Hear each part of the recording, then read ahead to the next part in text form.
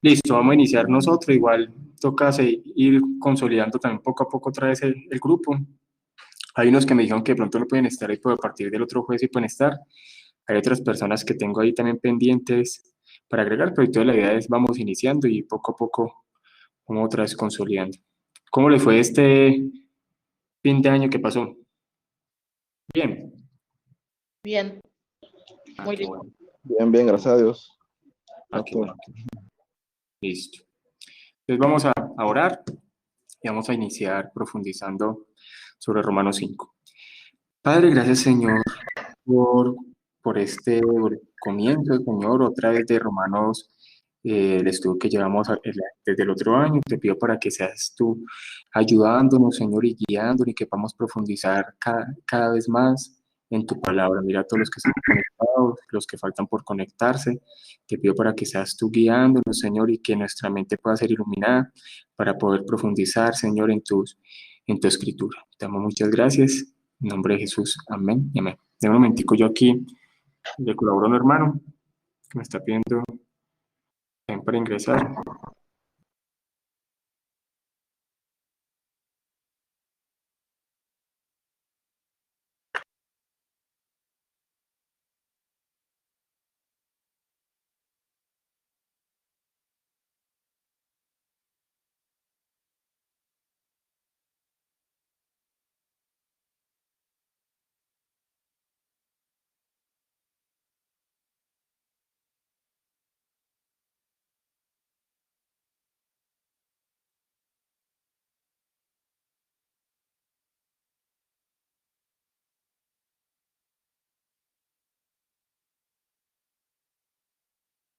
Se cayó un momentico ahí.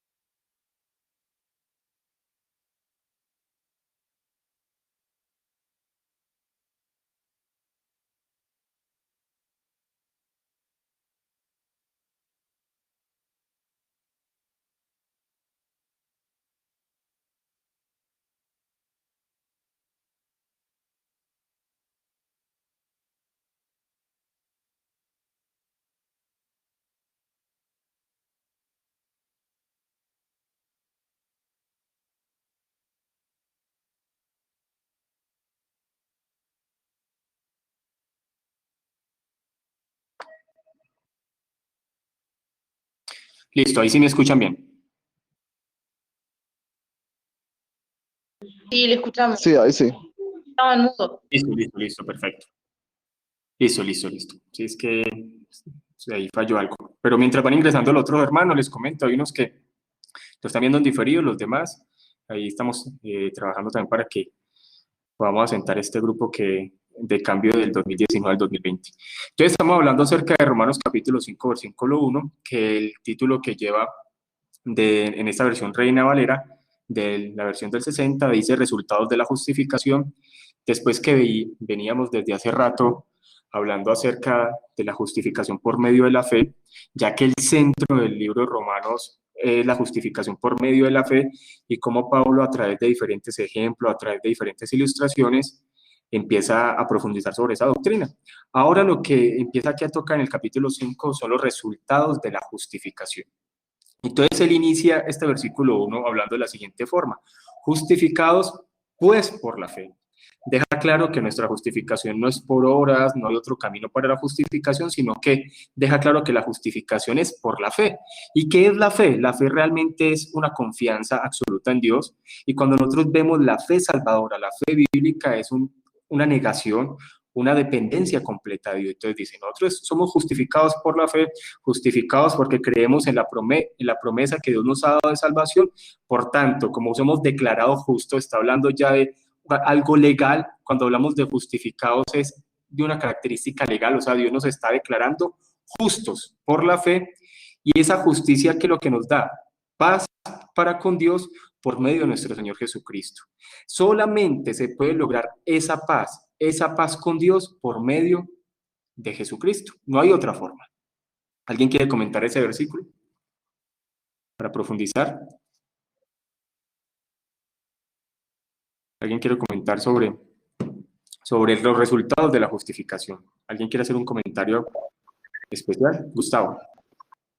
Carlos, buenas noches. Bien, Carlos, un pequeño comentario hablando acerca de la palabra justificación, o cuando dice que justificados por la fe, parece que es lo mismo, pero no es igual decir que somos justos a que hemos sido declarados justos, ¿cierto? Y esa palabra que hemos sido justificados habla que de ninguna forma nosotros tenemos justicia por nuestro propio mérito o en nuestra propia naturaleza, sino que, no sé si el término se nos fue imputada de alguna manera esa justicia, ¿cierto? De parte de Dios, porque obviamente nosotros estábamos lejanos completamente de Dios. Me gusta mucho cuando dice que Gustavo, por causa de... un poquito como distorsionado. Ahí, ¿cómo se escucha? Y ahora sí, un poquito mejor. Listo. Entonces, bueno, decía que la justificación entonces no es un acto natural, o no es un resultado natural de nuestro carácter, sino que entonces es el resultado de que nosotros hemos sido declarados justos por su gracia. Me gusta entonces cuando dice que nosotros tenemos paz. Hay dos términos que se pueden relacionar en este contexto de la palabra paz, y es que tenemos orden, puede ser una, o tenemos amistad, que puede ser otra palabra que significa la palabra paz. Tenemos amistad o cercanía, o hemos puesto nuestra relación de alguna manera en orden por causa de la gracia del Señor Jesucristo. Básicamente eso. Sí. Gustavo, todavía se le escucha un poquitico ahí distorsionado, pero algo que usted dijo es muy importante, y vemos que hoy en día, pues uno a veces escucha a predicadores y pareciera que se confunde mucho justificación con imputación. Y tratan a veces de confundir esas dos cosas, y esas dos cosas no se explica como correctamente. Sí están relacionadas tanto la justificación y la imputación, pero son dos cosas diferentes. O sea, hay que entender que yo soy, y digámoslo así, a mí me es imputada la justicia de Cristo, y por causa de esa imputación yo soy declarado justo por el Padre. Sí, es importante entender lo que usted mismo dice, no está basado en las obras nuestras, pero sí en las obras de Cristo, y somos justificados por causa de que Cristo vivió la vida que nosotros deberíamos de vivir, y por causa de como Él es el justo, esa justicia de Él fue imputada sobre nosotros, y por cuanto esa justicia fue imputada sobre nosotros, el Padre nos declara justos como un término legal. Entonces, eso no hay que confundirse, pero lo que Gustavo decía es muy cierto. O sea, nuestra justicia está basada es en la obra de Cristo, está basada en todo lo que Cristo hizo en este planeta Tierra, ¿cierto? Agradando y cumpliendo todo lo que el Padre exigía. No sé si fui claro con esa explicación de esas dos terminologías. Porque hay veces pareciera que hay predicadores que las confunden, pero hay que entender que yo soy declarado justo. Es un término legal, sino porque yo sea justo, sino que yo soy declarado justo por causa de la justicia de Cristo. ¿Sí es claro ahí? Carlos, entonces podemos decir, a ver, eso parece un jueguito de palabras, que nuestra justificación es el resultado de una imputación. Claro. Y también lo que llama el pecado, el pecado original. O sea, recordemos que hay tres tipos de imputaciones en la Biblia, ¿cierto? A nosotros nos es imputado el pecado de Adán. Nosotros no solamente somos depravados por nuestra naturaleza, sino que nosotros somos declarados culpables. O sea, ante el Padre, todos los que nacemos en este planeta Tierra somos declarados culpables. Es como si tengamos presente esto: Dios es el gran juez de todo, y nosotros somos declarados culpables, nosotros merecemos la ira de Dios. Sí, o sea, nosotros no solamente somos pecadores por naturaleza, sino culpables.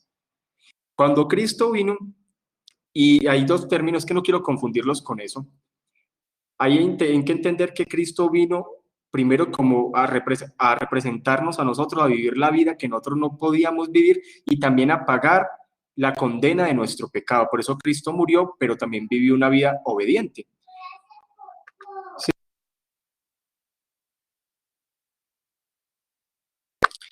Qué pena ahí que estoy con mi bebé acá, pero bueno. Listo. Entonces no sé si me quedó claro ahí lo que le acabo de explicar. Sí, ¿Alguien más les gustaría hacer un comentario sobre este versículo?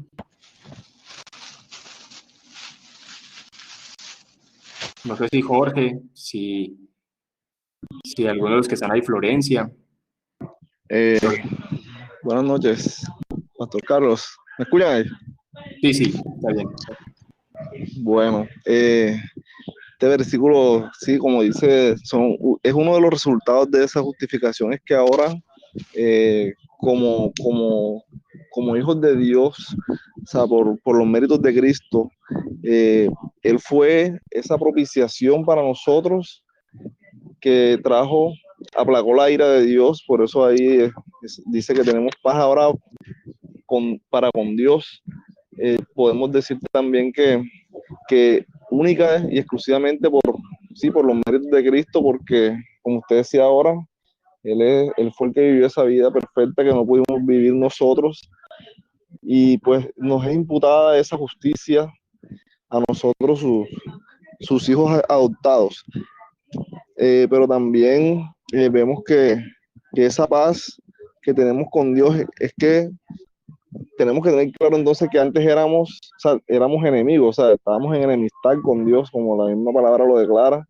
Entonces, Él es ese mediador que vino a estar en medio, si se puede decir así también, entre Dios y nosotros, y ahora Él nos reconcilió con el Padre. Entonces, por eso también ahí menciona esa palabra de paz para con Dios. Ahora podemos acercarnos a Él obviamente confiando y por medio de la fe en Cristo nada más. Así es. Hay un comentario que hace Lutero.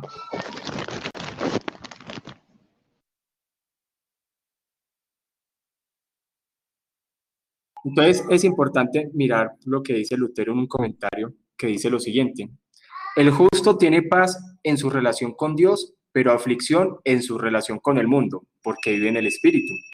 El injusto tiene paz en su relación con el mundo, pero aflicción y tribulación en su relación con Dios. Hermanos, denme un minutico, por favor, no me demoro, un minutico.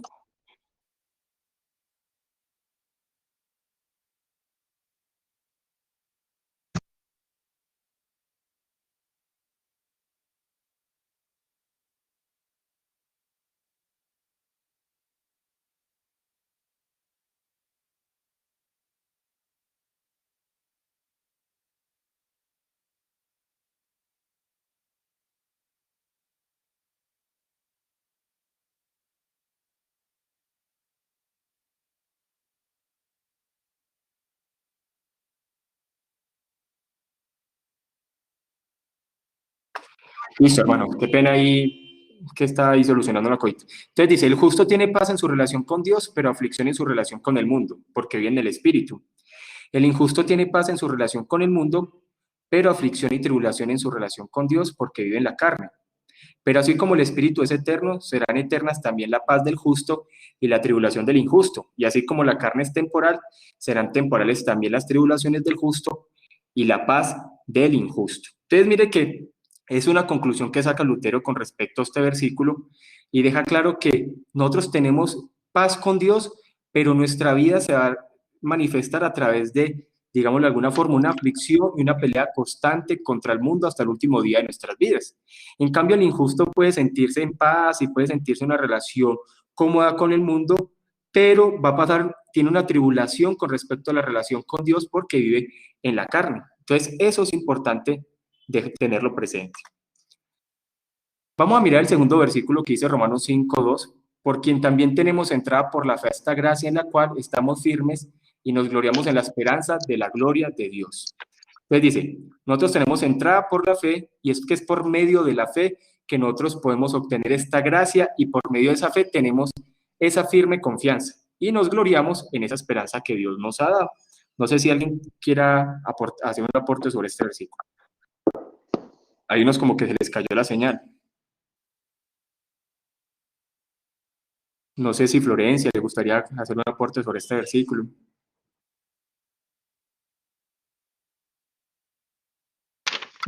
¿Sí me escuchan bien ahí? Sí. Florencia. Sí, lo escucho. Sí, a ver, sí. Se A me ver si había apagado acá el celular. le gustaría hacer un aporte sobre este versículo. Sí, dice Roman.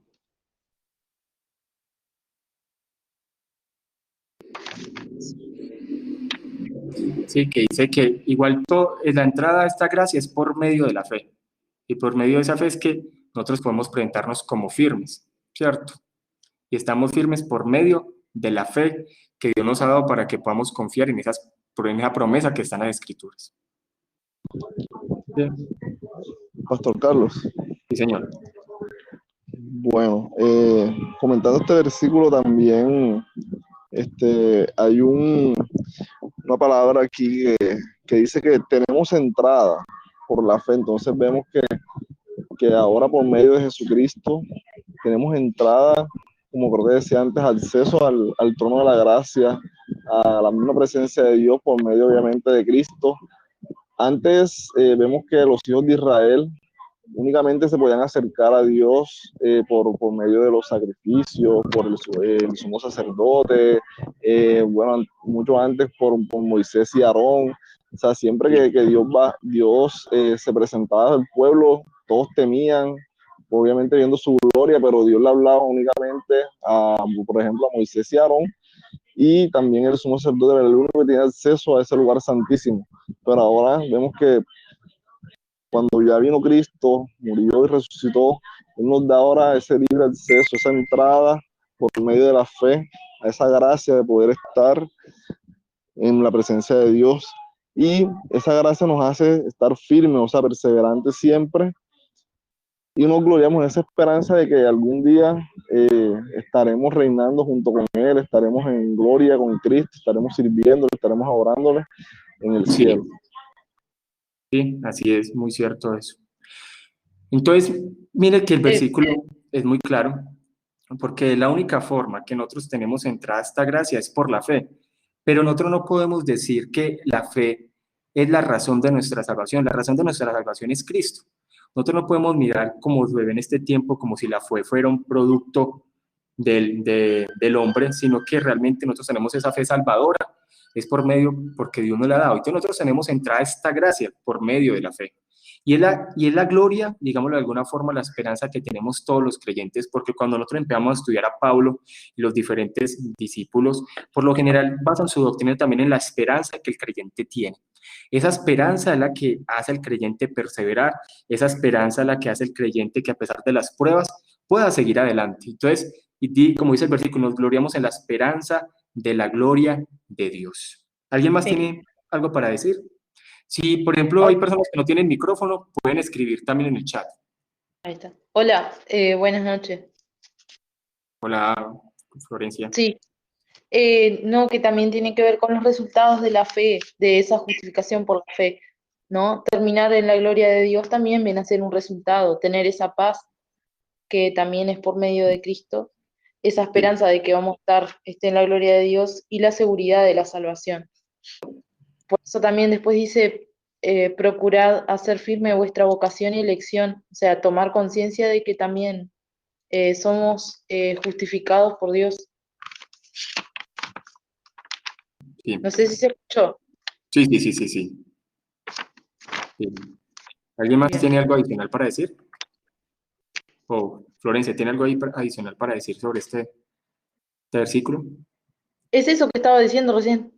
Sí, listo. Calvino dice, por el cual también tenemos entrada por la fe de esta gracia. Calvino hace un comentario sobre este versículo y él dice, porque nuestra reconciliación con Dios está fundada en Cristo. Por eso no podemos decir que la razón de nuestra salvación es la fe, La razón de nuestra salvación es Cristo. Si nosotros creyéramos que la razón de nuestra salvación es la fe, estaríamos haciendo como que la fe fuera una obra que el hombre es capaz de producir. No, la razón de nuestra salvación es Cristo. Y nosotros creemos por causa de ese plan de salvación en Cristo Jesús. Entonces dice, Calvino dice, porque nuestra reconciliación con Dios está fundada en Cristo, siendo en efecto Él únicamente el Hijo bien amado y nosotros por naturaleza hijos de ira, como decía ahorita Jorge. Nosotros por naturaleza somos hijos de ira, pero es por causa de esa salvación por medio de Cristo Jesús que nosotros también somos amados. O sea, nosotros somos amados también por medio de la forma como el Padre ama al Hijo. Entonces dice, pero esta gracia nos es comunicada por el Evangelio, porque Él es el ministerio de la reconciliación y por su medio somos, por así decirlo, introducidos al reino de Dios. Alguien también hace poco tocó ese tema. Es por medio de Cristo que nosotros somos reconciliados. Es por medio de Cristo que nosotros somos colocados en la posición en la cual podemos estar ante el Padre y podemos estar ante el Padre confiadamente. Si no fuera por medio de Cristo, nosotros no tendríamos esa reconciliación. Es lo que Pablo quiere explicar en este versículo. Por medio de Cristo somos reconciliados y podemos tener paz para con Dios. Y como dice Calvino, somos introducidos en el reino de Dios. Es pues muy razonable que San Pablo lo proponga y establezca poniéndonos a Cristo como señal cierta de la gracia de Dios, con objeto de apartarnos mejor y desviarnos de la confianza en las obras, ya que recordemos que cuando Calvino también escribía este comentario, era muy común la salvación por medio de las obras. Entonces, dando a entender de que solamente es por Cristo, no hay jactancia para ninguna persona, es que nosotros tenemos la salvación. Realmente nosotros en la salvación no aportamos nada. Nosotros somos salvos es por medio de Cristo. ¿Sí? ¿Claro está ahí? Carlos, sí, bueno, dos cosas en una. Realmente lo que usted dice es muy cierto acerca de que la fe inclusive es un don de Dios. A ver, si nosotros leemos acá y dice que nosotros hablamos de algunos resultados, hemos sido justificados, 1, tenemos paz con Dios, tenemos acceso a esa gracia, 3, y tenemos una esperanza de disfrutar de la gloria de Dios, hablando en el tiempo postrero, ¿cierto? Y que todo esto proviene del Señor Jesucristo o a través del Señor Jesucristo por la fe. Entonces, si dice que todo eso lo obtenemos por el Señor Jesucristo, quiere decir que aún la fe para nosotros alcanzar eso tiene que venir exclusivamente de parte de Él, porque si no diría que nosotros hemos sido justificados por causa del Señor y por causa nuestra. Tenemos paz por causa del Señor y por causa nuestra, pero cuando el Señor, o en estos versículos, habla de que todo viene por medio de Él, casi que lo hace el autor, como dice por ahí Hebreos 12, autor y consumador, el absoluto creador de esta fe, el absoluto creador de este proceso de salvación. ¿Y todo por qué? Por lo que dice por ahí Efesios 1:5, una expresión muy diciente, por el puro afecto de su voluntad. Así es. Somos elegidos en Cristo. Por eso cuando uno lee Efesios, ya que está tocando ese versículo, siempre aparece constantemente es en Cristo, en Cristo, en Cristo. Por eso, como les digo, no podemos decir que la razón de nuestra salvación es la fe. La razón de nuestra salvación es Cristo. Sí, se nos ha dado fe para confiar en todas las promesas que están en la palabra. Entonces vamos avanzando, en versículo 3, que dice, Romanos 5:3, y no solo esto, hablando de que no solamente somos reconciliados con el Padre, dice, sino que también nos gloriamos en las tribulaciones, sabiendo que las tribulaciones producen paciencia. Y este tema es importante tocarlo porque estamos viviendo un evangelio que pareciera que no quieren hablar de las diferentes tribulaciones que el creyente pasa. De hecho, escuchando varios de estos predicadores modernos y apóstoles, todas esas declaraciones que daban al iniciar el año, casi todos es el mejor tiempo ahora, tu mejor año ahora, las mejores recompensas de Dios. Pero cuando uno empieza realmente a estudiar la palabra, se da cuenta que los creyentes pasaban por situaciones fuertes. Y Pablo empieza a hablar acerca de esa fe y empieza a dejar claro que, por tanto, nosotros a tener fe y a centrarnos de que verdad somos salvos, ese debe ser nuestro verdadero enfoque. Entonces, por tanto, dice, nos gloriamos en las tribulaciones. Aquí pareciera que se está enfocando, y Pablo se está enfocando en las diferentes tribulaciones que vienen por causa del evangelio. Muchas de las personas del primer siglo por causa del Evangelio perdían muchas cosas. Hoy en día, cuando nosotros empezamos a tomar en serio el Evangelio, también vamos a tener diferentes circunstancias, diferentes problemas. Y entonces aquí Pablo está diciendo, nosotros nos gloriamos en las tribulaciones, sabiendo que la tribulación produce paciencia. En otra versión dice, produce perseverancia. Todo esto, ¿qué es lo que trae? Una prueba de nuestra fe. Los verdaderos creyentes van a ser probados en su fe. Nosotros vamos a tener pruebas a lo largo de nuestra vida cristiana. Y esas pruebas y diferentes dificultades, ¿qué es lo que van a producir en el verdadero creyente? Van a producir paciencia y van a producir perseverancia, pues tocando las diferentes formas como lo tratan las otras versiones. Las tribulaciones y las circunstancias producen perseverancia y producen paciencia en el creyente. Yo les he hablado en otras ocasiones la forma como Dios trabaja con sus hijos, y es que la Biblia es clara que el que Dios ama, lo disciplina. Y muchas cosas en nuestras vidas que por las cuales nosotros pasamos ansiedad, pasamos muchas angustias, que realmente debemos de entender que toda esa situación de lo que nos están llevando es cada vez más parecernos a Cristo, cada vez más producir paciencia en nosotros. Lo que está es probando nuestra fe. Siempre va a haber diferentes situaciones. Nosotros podemos comparar muchas cosas y pareciera que las personas no creyentes hasta prosperan y les va mejor en la vida que a los creyentes. Es porque Dios está preparando al creyente. Entonces, si nosotros no preparamos a las iglesias, no preparamos a nuestra congregación y no preparamos a los hermanos para pasar por tribulación, la gente, digámosle de alguna forma, va a vivir una vida amargada y una vida angustiada porque no ha entendido los principios de la palabra. Y es necesario que nosotros como creyentes no estemos enfocados tanto en las cosas del planeta Tierra, sino enfocados en las cosas celestiales. Y eso nos debe darnos alegría. Entonces, Pablo lo que está enfocando aquí es que a pesar de las tribulaciones que venían en ese tiempo, ellos se gloriaban porque venían esas tribulaciones por causa del Evangelio. Pero Pablo constantemente lo está centrando, es que deben estar enfocados en las bendiciones celestiales. Y todas las tribulaciones, ¿qué es lo que producían en el creyente? Paciencia. A medida que uno va avanzando en la fe cristiana, uno cada vez va aprendiendo a ser una persona paciente. Realmente el Evangelio forma la paciencia en uno en muchos aspectos. ¿Qué opinan de eso comentario que acabé de hacer del versículo 3?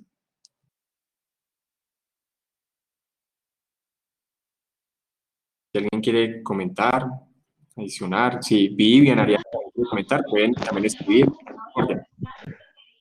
Pastor Carlos, Sí. sí, totalmente de acuerdo con lo que usted estaba comentando. Estas tribulaciones que se menciona aquí, estas dificultades, más bien se refieren a no tanto de pronto a problemas personales o cosas así que le puede suceder a una persona creyente, sino a las que, como usted decía, a las que son por causa del Evangelio, ya sea persecuciones o cualquier tipo de circunstancias que por causa del Evangelio esté sufriendo un creyente. Entonces vemos que en ese momento es donde se fortalece la fe, donde como usted decía, se prueba y se produce la paciencia en nosotros, esa perseverancia de saber que confiando en Dios, Él nos ayudará a caminar en medio de esa tribulación. Y Él en su voluntad sabrá en qué momento podremos salir de ella o nos mantiene en esa tribulación para seguir enseñándonos y seguir moldeando nuestro carácter. Así es. Es muy cierto. Realmente ahí se enfoca más que todas las tribulaciones que podemos pasar por causa del Evangelio y lo que está sucediendo también en Roma y lo que le está sucediendo a ellos como apóstoles y en diferentes lugares. Pero es importante también entender que por causa del Evangelio también vienen otras situaciones, no como persecuciones, sino por querer ser cada vez más bíblicos. Y hay muchas personas que no van a estar de acuerdo con otros en muchas otras cosas. Y es muy cierto lo que dice Jorge. Entonces, Hendriksen decía con respecto a esto, es exactamente cuando el afligido reconoce su debilidad, pero también que Dios es fuerte y está presto a ayudar. En cada situación que vive el creyente, debemos entender que debemos tener una confianza completa en Dios. Por eso la fe más que todo es una autonegación de uno mismo. para confiar completamente en Dios. Entonces, es claro cuando dice aquí que la persona que está afligida, la persona que puede pasar diferentes circunstancias por causa del Evangelio, enfocándonos bien en lo que dice el versículo, está presto a pedir ayuda a Dios, pero Dios está presto a ayudar cuando las personas reconocen su debilidad. Dice, buscar el auxilio de lo alto, ya que esta ayuda es suficiente, su fe será fortalecida. Es así que el sufrimiento trae perseverancia. El sufrimiento. Y entonces cuando nosotros hablamos, miramos Romanos, en diferentes aspectos vemos que por causa del Evangelio venían diferentes angustias y dificultades.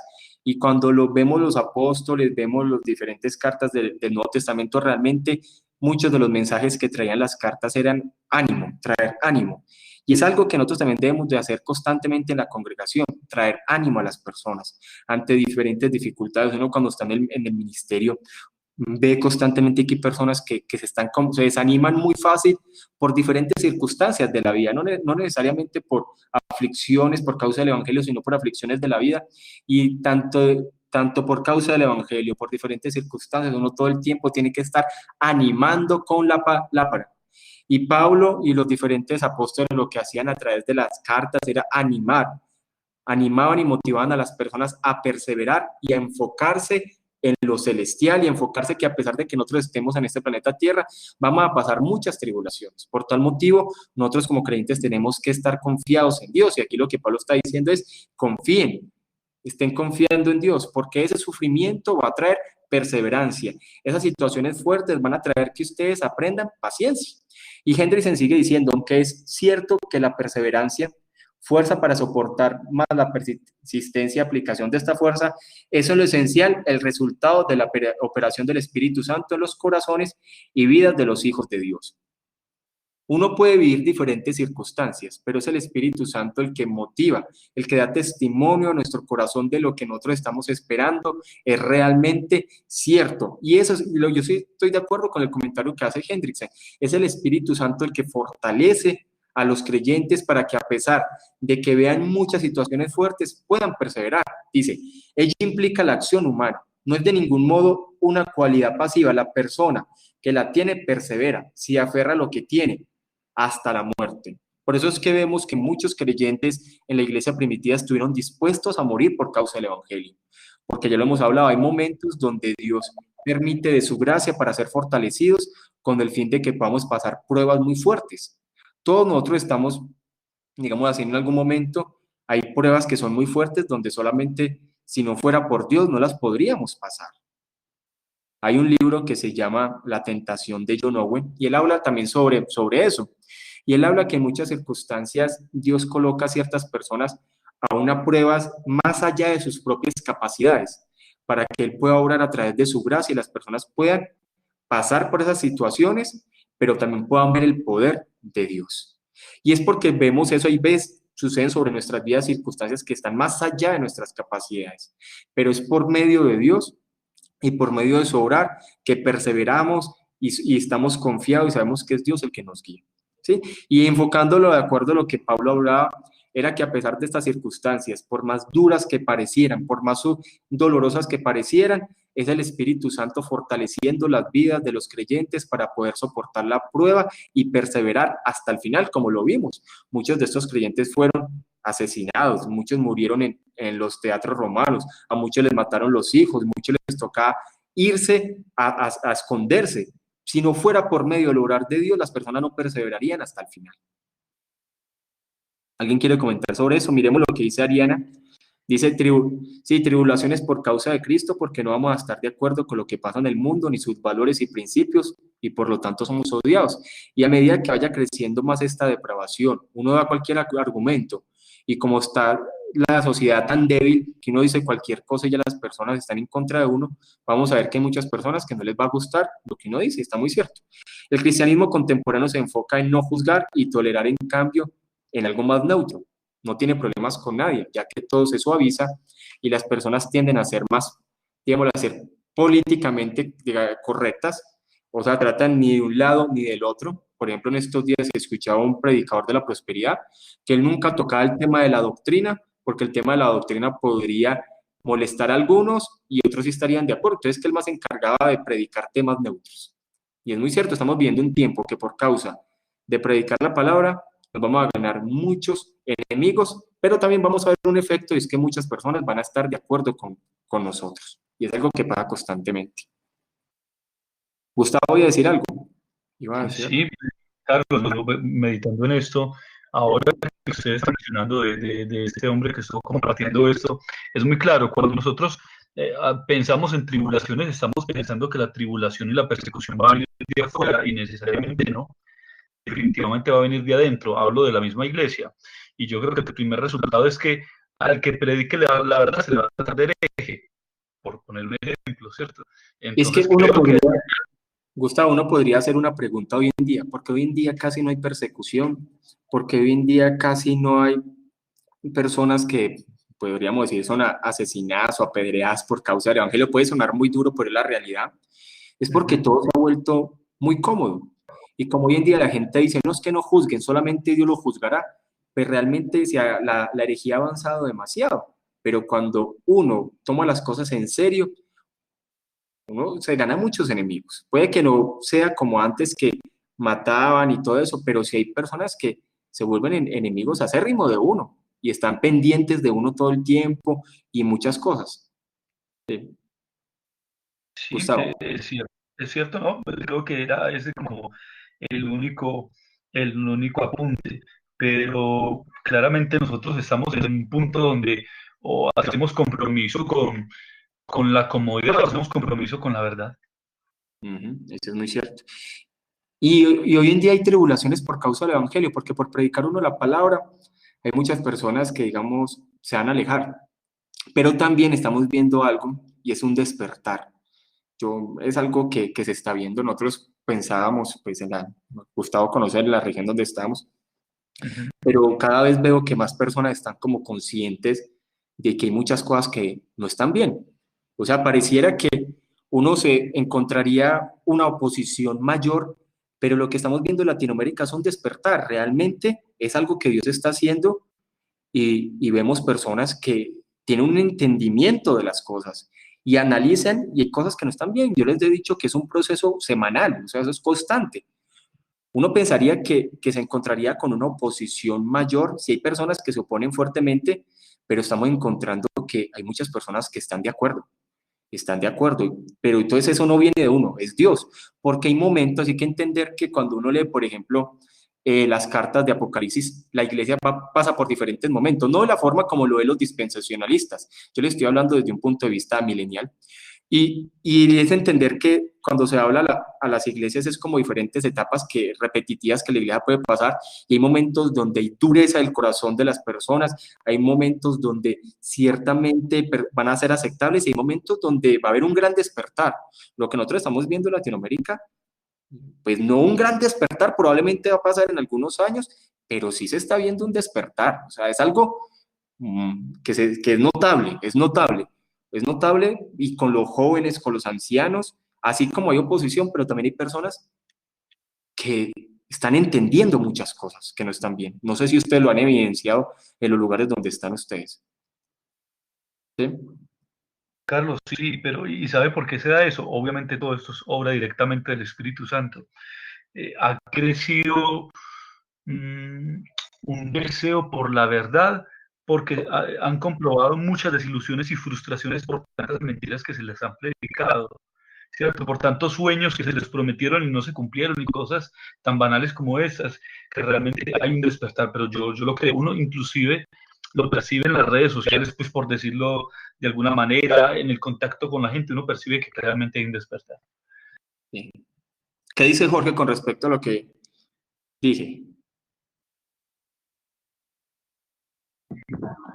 Bueno, sí, la verdad es que acá bueno, en la costa no, pues no se da tanto el tema, porque sí hay muchas iglesias todavía, pero sí, sí, como usted dice y como dice Gustavo en las redes sociales, se ve mucho en Latinoamérica en general, que muchas personas se están volcando a la palabra nuevamente, ya no están trabajando enteros, sino que ya no van con ese tema de que la letra mata y el espíritu vivifica, sino más que todo que la doctrina también, porque muchas personas en muchas iglesias no tienen en cuenta la doctrina. Entonces piensan que la doctrina es una palabra que ni siquiera está en la Biblia y cuando uno se la muestra quedan como que, eso está ahí. O sea, ni siquiera habían visto que Cristo, o sea, toda la Biblia es una doctrina. Entonces vemos que muchas personas sí están despertando y Dios quiera que continúe así y más por estos sectores de la costa que sí, como le digo, aún está muy verde. Ujú. Entonces, sí, así es muy cierto. Romanos 5:4 dice, Ariana iba a comentar algo, Ariana. Hay que prender el micrófono. No. O sí. O Florencia. Micrófono. Hola, ¿me escuchan? Sí, sí, hola Ariana. Ahora sí la escuchamos. Bueno, yo quería acotar algo con respecto a las Bien. situaciones en el tiempo presente. A mí me pasaba muchísimo cuando yo vivía el cristianismo, porque vengo de familia de pastores y lamentablemente yo pensaba que era nacida de nuevo cuando no lo era. Yo odiaba a los reformados porque predicaban un evangelio distinto, porque no me decían que yo era una buena persona, sino porque me apuntaban a mis pecados que yo no quería ver, porque yo los quería abrazar. Entonces, a mí me parecía que su mensaje era de odio porque predicaban santidad. A mí nunca me predicaban el arrepentimiento. Entonces, cuando tú vas a un inconverso o incluso una persona que se cree cristiana con un mensaje así, lo primero que les provoca es bloquearte, porque eso me pasaba. Entonces es un mensaje muy difícil porque no es oh, Jesús tiene un gran plan para tu vida, Jesús te ama, cuando es todo lo contrario, lo que siente Dios es una ira sobre tu vida porque vives en pecado. Entonces, eso yo creo que es la parte más dificultosa de vivir en los tiempos de ahora. Ahora los agradezco todas esas palabras duras que me dijeron porque me hicieron despertar, pero lamentablemente no todo el mundo lo quiere escuchar. Uh-huh. Entonces, te marginan, se burlan de ti, te vas a sentir excluido. Y son todas esas razones por las que uno tiene que sufrir con gusto por la causa de Cristo. No es sencillo. Así es, Ariana. Muchas gracias.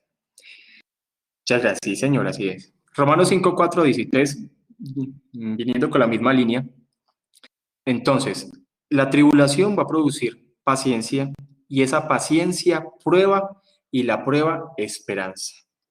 ¿Qué es lo que nos da a entender eso? Que realmente Dios prueba nuestra fe. Dios prueba nuestra fe. Y esa fe tiene que ser probada. Y esa fe tiene que ser probada con el fin porque nosotros tenemos que ser esperanzados.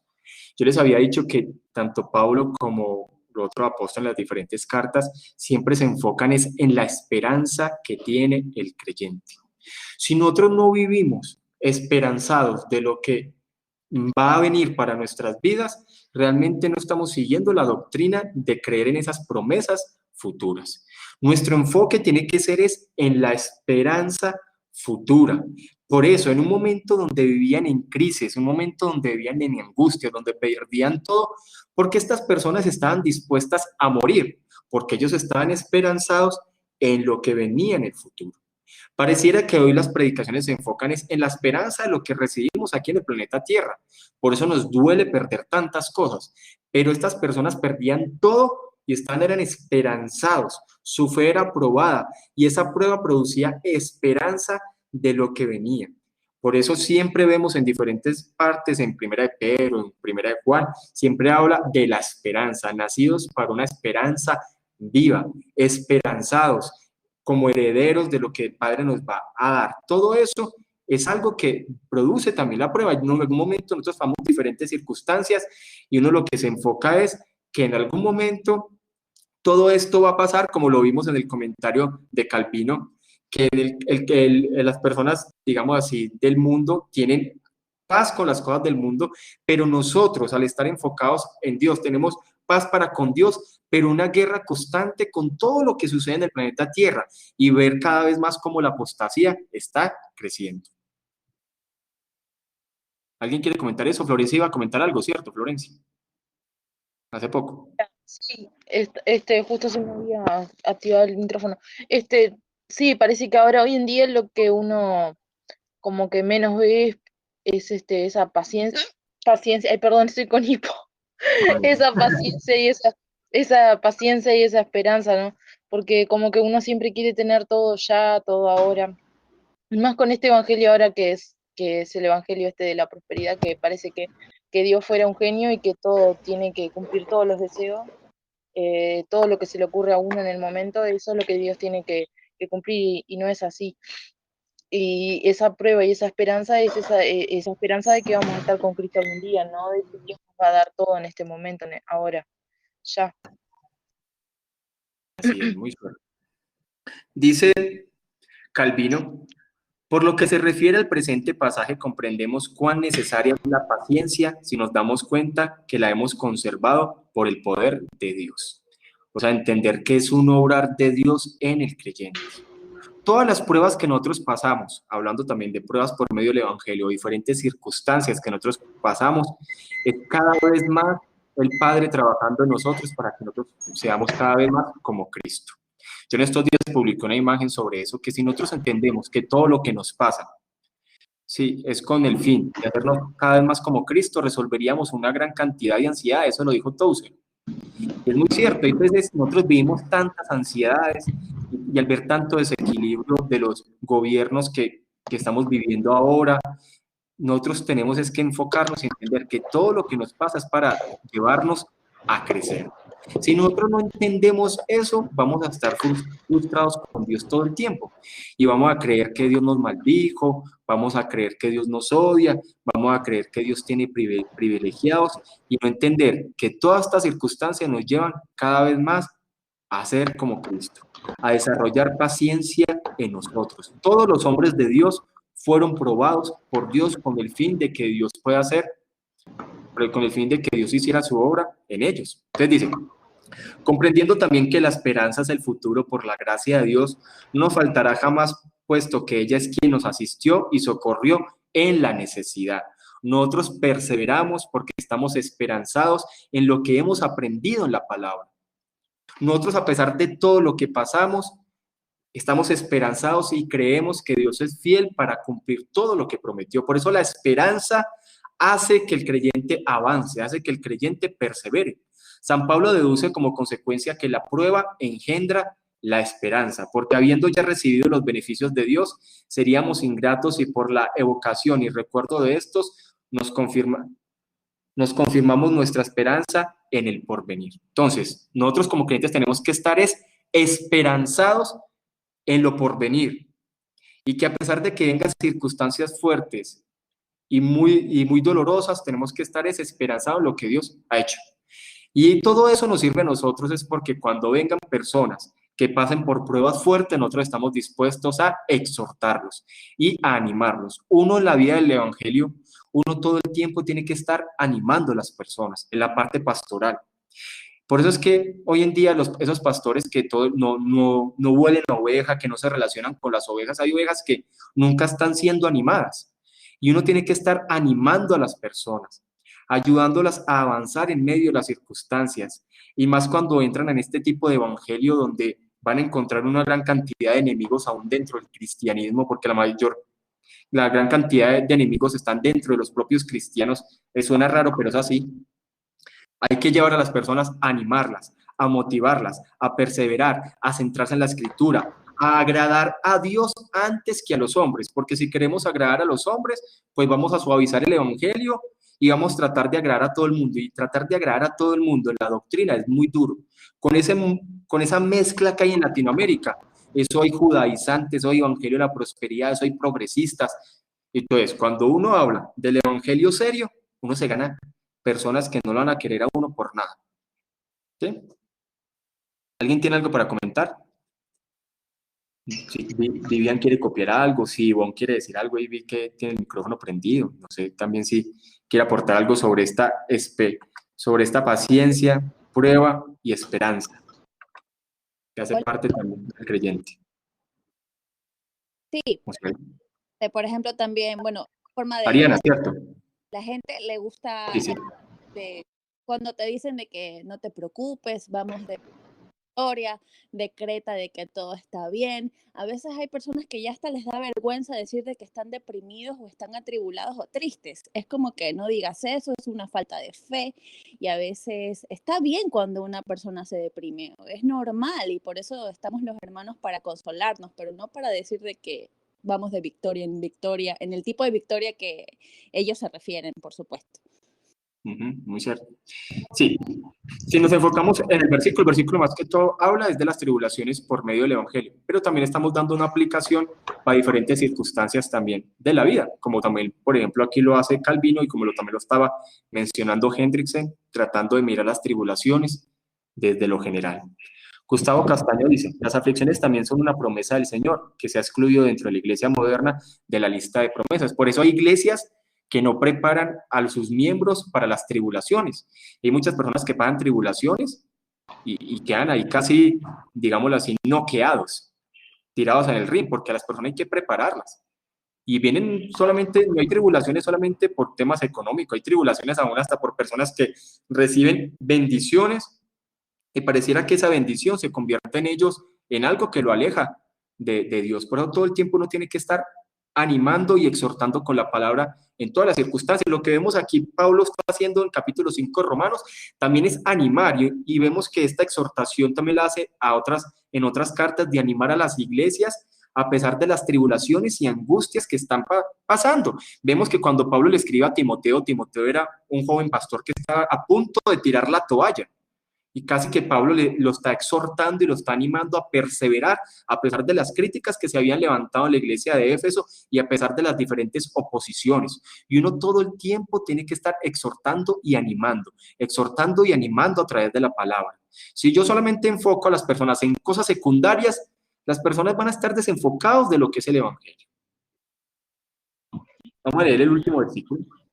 Dice, y la esperanza no avergüenza. Ya hemos hablado que Pablo siempre llevaba a que las personas se enfocaran en esa esperanza, que a pesar de las diferentes circunstancias, pruebas, el creyente tiene que estar esperanzado. Y nosotros tenemos una esperanza firme, tenemos una esperanza segura, y como dice también, me parece que es 1 Pedro, o Juan, no me acuerdo, cuando dice que estamos renacidos para una esperanza viva, esa es la esperanza que nosotros tenemos, la esperanza en el porvenir. Dice, y esta esperanza no avergüenza. Nosotros confiamos en cosas que aún no vemos, en cosas que creemos por fe. Y es el Espíritu Santo que da testimonio a nuestro espíritu de que es real, de que es algo que viene, en algo que nos capacita a pesar de las circunstancias para perseverar hasta el final. Pero es una esperanza que no avergüenza. Porque el amor de Dios, dice, ha sido derramado en nuestros corazones por el Espíritu Santo que nos fue dado. Es donde está dando, es que nosotros también somos conscientes de ese testimonio que da el Espíritu Santo en nuestras vidas, de cuánto nos ama Dios. Y que a pesar de que pasemos por diferentes circunstancias, esa esperanza va a estar segura porque Dios cumple lo que promete. ¿Alguien quiere comentar este versículo? Pastor Carlos. Jorge. Bueno, me va a disculpar, quería comentar en el anterior, pero creo que no alcancé ahí. Pero bueno, un aporte del versículo anterior y este también. Primeramente el anterior, yo me voy a Zacarías capítulo 13, versículo 9. Voy a permitirme leerlo un momento rapidito. Sí, ese versículo dice así la palabra: y meteré en el fuego a la tercera parte y los fundiré como se funde la plata y los probaré como se prueba el oro. Él invocará mi nombre y yo le diré yo le oiré y diré, pueblo mío, y él dirá, Jehová es mi Dios. Entonces vemos que Dios, hablando de esas pruebas, de ese carácter probado que también se refiere ese versículo de cuando habla de que la paciencia o la perseverancia produce un carácter probado, o esa prueba de que somos aprobados por Dios en ese sentido. Vemos que Dios, a través de las aflicciones, a través de las tribulaciones, Él nos va llevando a ese punto de probarnos, y como usted muy bien lo decía, aún en medio de las tentaciones que tengamos, cómo Él nos ayuda a resistirlas, a soportarlas, a huir de ellas también. Todo eso nos ayuda en nuestra vida cristiana a ir creciendo. Y con respecto a este versículo 5, la esperanza que tenemos o sea, no nos desilusiona o nos avergüenza creer de que obviamente sabemos que Cristo es real, de que Dios es real y que el Espíritu Santo que nos fue dado, ese don que también Él al ascender, al irse con el Padre, él nos dio esa promesa de que nos daría el Espíritu, que Él moraría en nosotros y nos consolaría, nos ayudaría, sería ese paracleto también. Eh, esa esperanza que tenemos y ese amor, como dice ahí, que nos fue derramado, o sea, esa palabra como que nos desborda de amor Dios, dándonos ese espíritu, su espíritu, o sea, para que podamos vivir aquí en la tierra confiadamente en esa esperanza que Él nos prometió. Así es, Gustavo. Así es, Jorge. Muchas gracias por ese aporte. Hendrickson dice, hay gente sin esperanza, como dice Efesios 2:12 y 1 de Tesalonicenses 4:13. También hay quienes se aferran a esperanzas ilusorias o engañosas. Pero los que han sido justificados por la fe y reconciliados con Dios disfrutan de la clase de esperanza que no decepciona. Me gusta mucho el comentario de Hendrickson. Hay gente que vive sin esperanza, hay gente que está esperanzado en otras cosas. Por ejemplo, los musulmanes están esperanzados en una esperanza ilusoria. Pero lo que está hablando aquí esta parte de Romanos es que nuestra esperanza es segura y es una esperanza que no decepciona. Y esa es la esperanza que tiene el creyente. Su esperanza está firmemente anclada en el amor redentor de Dios, de que todo lo que sucede en el creyente es por amor. ¿Sí me están escuchando ahí? ¿O está como pausando?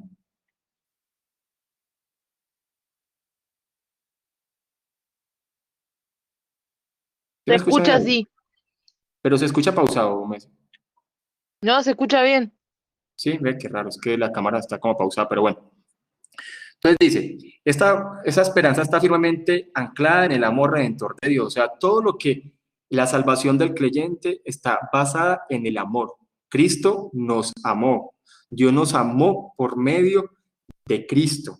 ¿Sí? Y por eso es que Cristo vino a morir por nosotros, hablando de los elegidos, hablando de aquellos que Él amó. Entonces, si todo está basado en el amor de Dios, porque realmente nosotros no buscamos a Dios, fue Dios el que nos buscó a nosotros, fue el Dios el que nos amó, y por causa de ese amor sabemos que nuestra salvación está garantizada y los verdaderos creyentes van a perseverar hasta el último día de sus vidas, y el que está llamado por Dios también está llamado a santificarse. Entonces dice, de otro modo de expresar el mismo pensamiento es este: su fe está aferrada al trono de gracia. Esto es, a lo que está dentro del velo, donde Jesús está sentado a la diestra de Dios. Él vive para siempre para interceder por su pueblo. Si Jesús vino a morir por nosotros, si Jesús vino a vivir obedientemente al Padre por nosotros, si Jesús vino a morir por nosotros, debemos de estar seguros que la salvación es real en nuestras vidas. ¿Quién, como dice el versículo, quién nos separará del amor de Dios? Tribulación, lo presente, lo futuro, un ángel, algo, nada, porque somos muy amados, pero no podemos ver ese amor como se predica en estos días, que dice amor para cualquiera, pero realmente no hay una regeneración en sus vidas.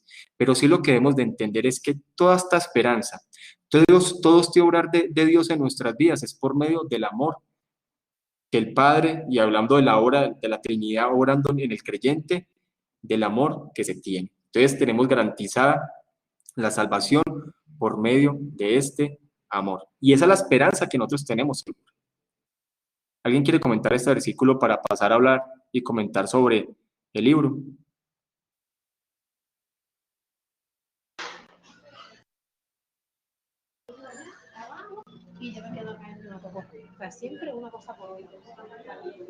Ivonne quiere hacer un comentario, Ivonne. Que tiene el micrófono ahí prendido. O alguien que quiera hacer un comentario final para pasar a comentar el libro.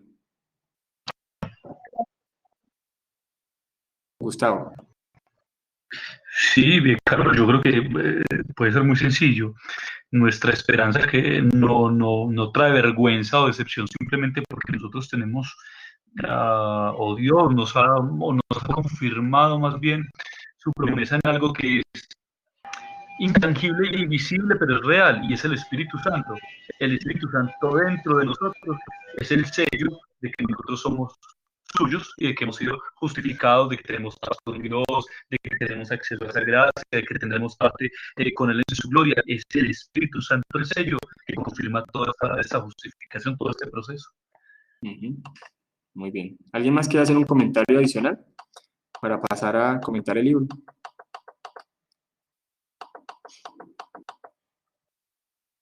Listo. Entonces, ahí estuvimos estudiando estos cinco versículos. Como les decía, pues para el otro, pues la idea es que hay varias personas que faltan por ingresar que no pueden estar. Pero entonces vamos a hablar sobre este libro. Este libro es muy bueno. Este libro es de una conferencia que dio Paul Washer y lo convirtieron en un libro. Y habla sobre 10 cargos que él dice sobre la iglesia. Él dice que lo dice de una forma humilde. Él, de hecho, antes de iniciar con estos cargos, hace una introducción hablando sobre la forma humilde, lo que se quería dirigir, sobre muchas cosas que probablemente muchos no estarían de acuerdo con él. Él mismo dice que estos 10 cargos son una necesidad, es algo que él siente una carga en su corazón. Y si uno mira un hombre como Paul Washer, a pesar de que él es un norteamericano, él tuvo su ministerio en Perú por muchos años, y él ha sido muy usado por sus videos y todo eso para abrir, digámoslo de alguna forma, el entendimiento a muchas personas. Entonces, él mismo habla sobre la oración que él tiene sobre un avivamiento, y él mismo dice que no esperemos que un avivamiento caiga de un momento a otro del cielo, sino que es algo también que la iglesia debe pedir. Hay dos posturas con respecto al avivamiento. Hay personas que, bueno, del verdadero avivamiento, porque si nosotros vamos a hablar de estos avivamientos de los que hablan los pentecostales, eso nunca fue un avivamiento. Recordemos que los pentecostales constantemente están hablando de este avivamiento de la calle Azusa, que eso era un desorden, que eso personas vomitando, personas revolcándose, y muchos de los pentecostales y carismáticos siempre se enfocan en ese avivamiento de la calle Azusa. Con todo respeto, eso no fue un avivamiento. Cuando nosotros hablamos de los grandes despertar, porque han existido grandes despertar, por ejemplo, la Reforma fue un gran despertar. Lo que sucedió en Inglaterra en el tiempo de Jonathan Edwards fue un gran despertar. En Estados Unidos también se vivió un gran despertar. En Latinoamérica nunca se ha vivido un gran despertar. Estamos viviendo algo. Pero cuando hablamos de un gran despertar es cuando las personas vuelven a la escritura y cuando las personas tienen miedo y lloran por sus pecados y las personas claman por arrepentimiento. Yo no puedo creer que el avivamiento es emocionalismo ni es un show como a veces lo quieren mostrar, sino que el verdadero avivamiento es que las personas se arrepienten de sus pecados, empiezan a ver pecados que no veían y tienen pasión por la palabra. Entonces lo que Paul Washer empieza a hablar es importante porque es algo que nosotros tenemos que tener un entendimiento sobre eso. Él dice que él está viendo ciertas cosas, él dice que hay algo que está pasando en el mundo, él dice que en Holanda hay jóvenes que están orando para que las cosas sean diferentes. En África las personas están entendiendo que el evangelio que hay en África está muy mezclado de muchas cosas. Ustedes ven estos pastores africanos, hay un montón de cosas muy raras, misticismo, psicología. Si nosotros decimos que en Latinoamérica el evangelio está mezclado con misticismo y psicología, si usted mira cómo se vive en África, es algo raro. O sea, cuando ustedes ven estos videos que se vuelven virales en estas páginas reformadas, casi la mayoría de las cosas más raras son de pastores africanos. Y entonces se están dando cuenta, él mismo dice cuando él se queda charlando con jóvenes en Estados Unidos afrodescendientes, también sobre la pasión, sobre teología, y él mismo también habla, yo lo escucho en otras conferencias sobre lo que está pasando en Latinoamérica, a pesar de que Latinoamérica tiene un evangelio muy tergiversado, muy mezclado con demasiada psicología, demasiado humanismo, demasiadas ciencias sociales, y ese es el evangelio que tenemos en Latinoamérica y nosotros no podemos ser ciegos a eso. Y entonces él empieza con la primera acusación, y la primera acusación se llama suficiencia de las escrituras. Hay un punto también que me gusta mucho de él, y es que él dice que muchas personas están volviendo a leer libros de escritores cristianos del pasado, que todos eran pastores reformados. Él dice que muchas personas están empezando a leer Spurgeon, Whitefield, Tozer, Wesley, a pesar de que Wesley pues era un arminiano serio, pero vemos que es eso. De hecho, muchos de los jóvenes recientes con los que yo he hablado, casi muchos están leyendo puritanos y todos están dando a entender de que quieren volver a como se veía el cristianismo del pasado, porque estos 25, casi 30, 50 años se ha predicado un evangelio muy raro y vemos que hay muchas personas que están volviendo a leer libros de escritores de antaño. ¿Alguien quiere hacer un comentario sobre esto? Sobre esto antes de profundizar sobre el tema de la suficiencia de la escritura.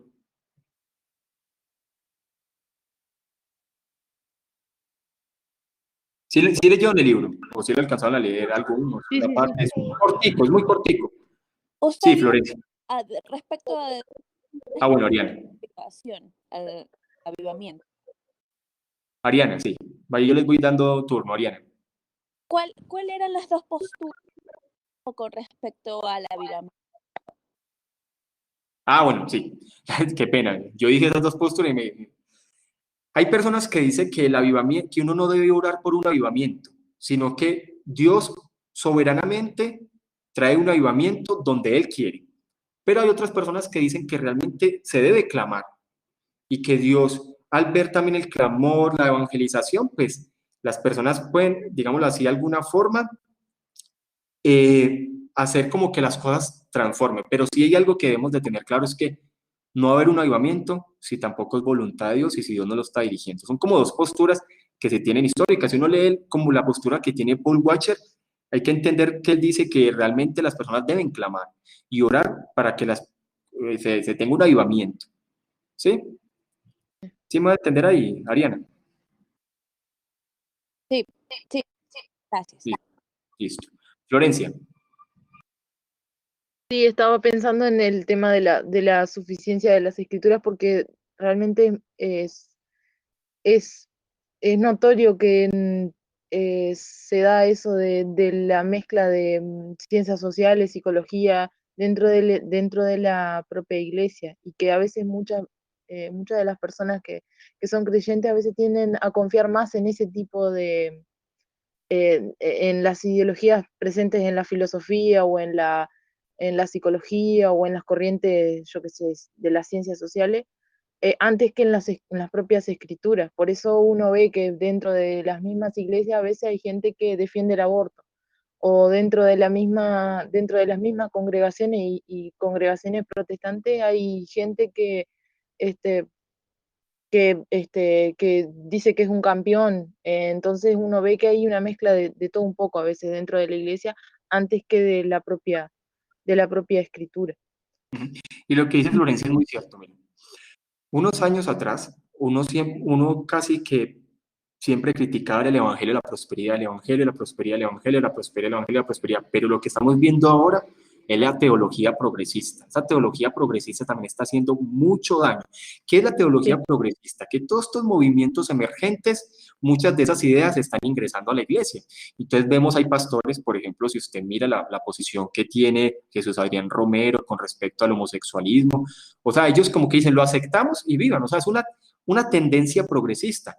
Ya he visto iglesias que hasta los animalitos los bautizan, o sea, todas estas ideas emergentes ya se están metiendo en las iglesias. Y hay que tener mucho cuidado con esta teología progresista, porque es una mezcla de todos estos movimientos emergentes que están ingresando a la congregación. Y lo que dice, todo eso va de acuerdo a las ciencias sociales. Mire, yo les comento procesos que uno conoce.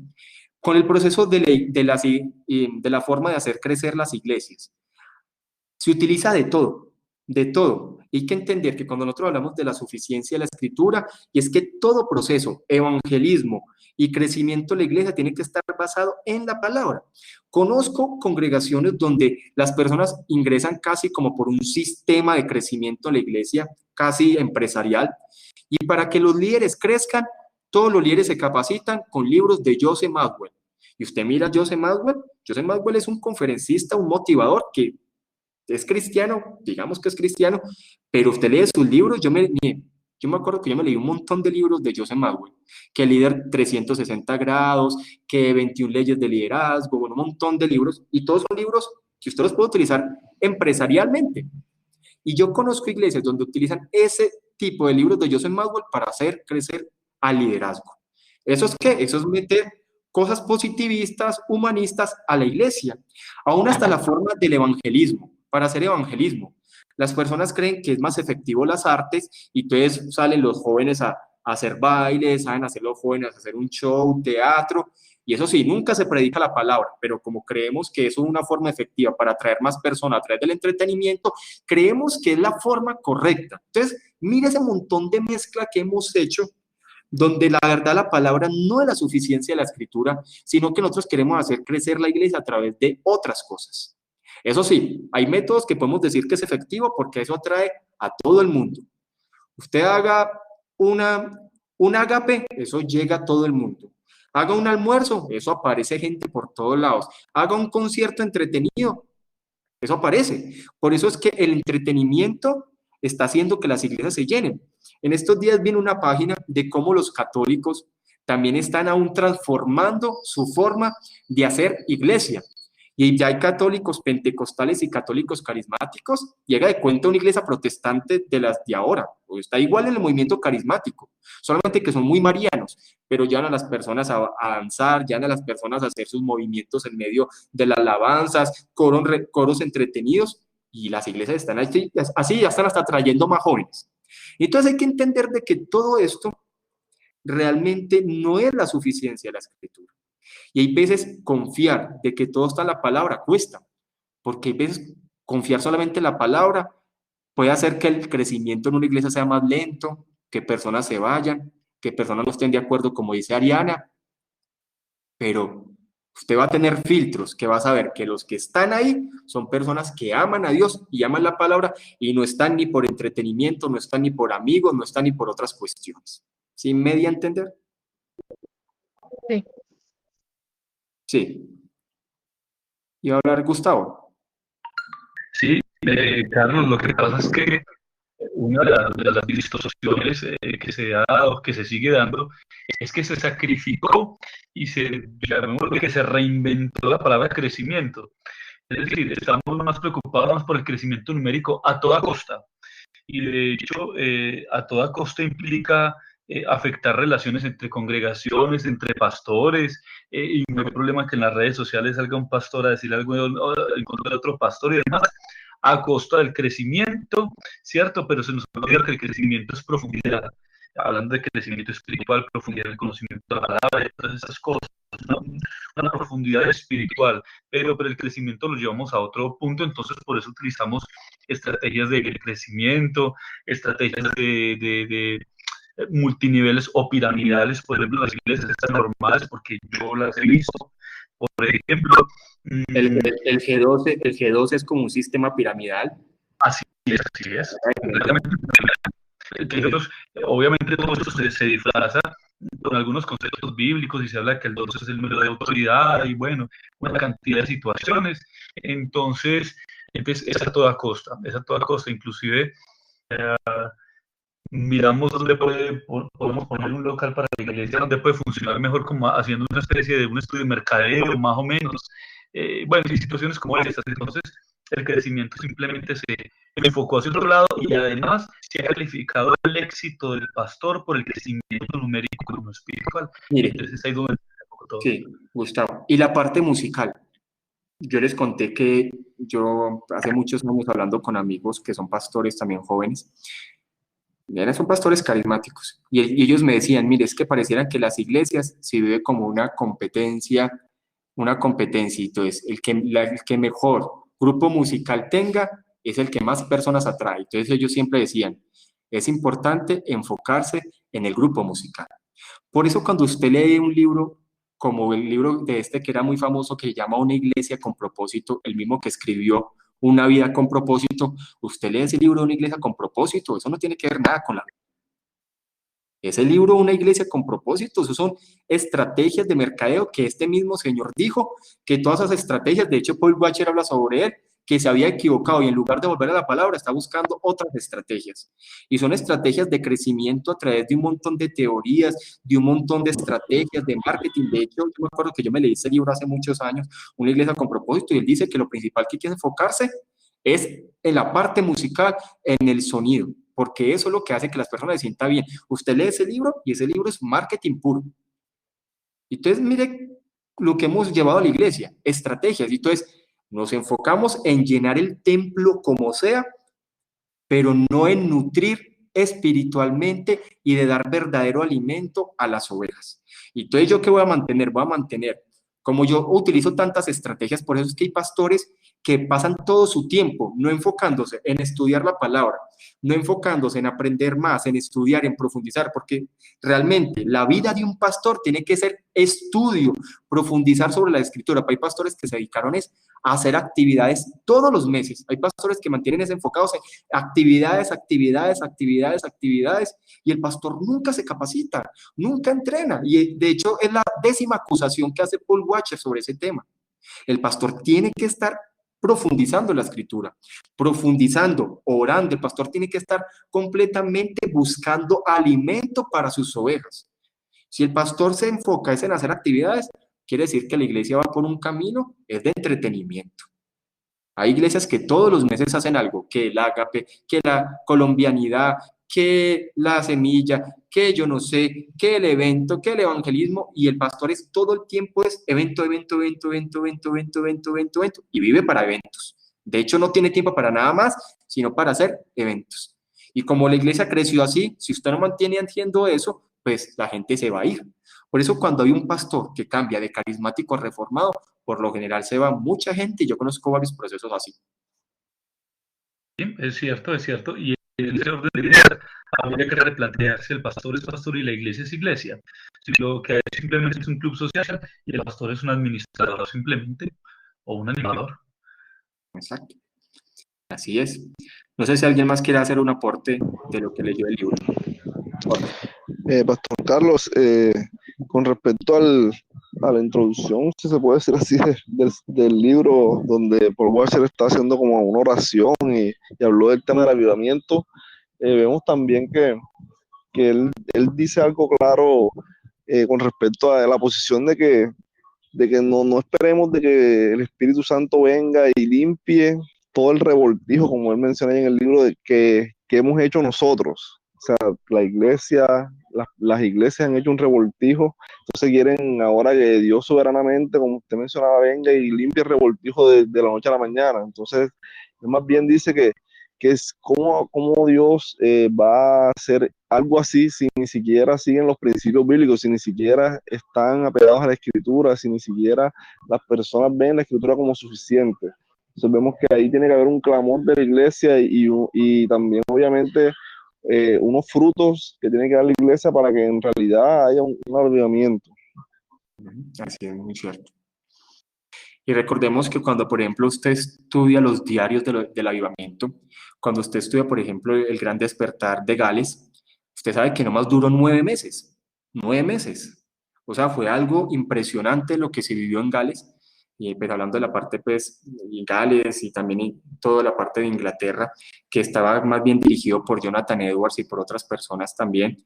Que Jonathan Edwards fue el más reconocido. Y usted mira los diarios de los avivamientos y fueron 9 meses donde ellos se preguntaban qué hacían, ni siquiera sabían qué hacer, porque eran sorprendentes las personas cómo llegaban, cómo tenían hambre por la palabra, cómo lloraban por sus pecados. Por eso el libro, yo les he recomendado un libro que se llama Mis afectos religiosos, que hablan acerca de las verdaderas emociones del creyente.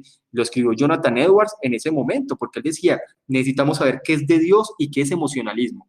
Y él aprendió de esos 9 meses que duró su avivamiento, donde un gran número de personas llegaban a las iglesias, entendían, comprendían la palabra, pero fue algo que los cogió así. Pero no podemos decir que no estaban preparados, porque las bases que tenían estos hombres eran personas de oración y personas muy estudiosas de la palabra.